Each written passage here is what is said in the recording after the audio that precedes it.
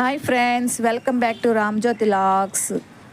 నేను ప్రతి గురువారము సాయిబాబా వ్రతం చేసుకుంటానండి.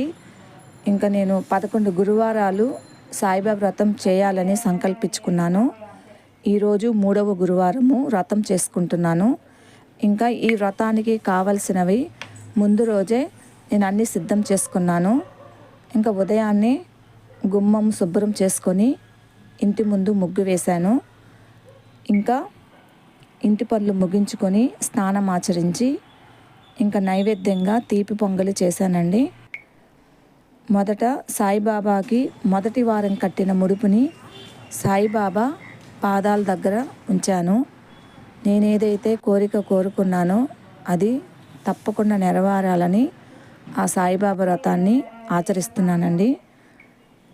ఇంకా సాయిబాబా అష్టోత్తరం చదువుకొని సాయినామాలు చదువుకొని సాయిబాబా పూజ చేశాను. ఆ తరువాత సాయిబాబా వ్రత మహత్యం కథలను చదివి పూజను ముగించాను. Okay, please like, subscribe my channel. Thank you friends. Bye. See you next video.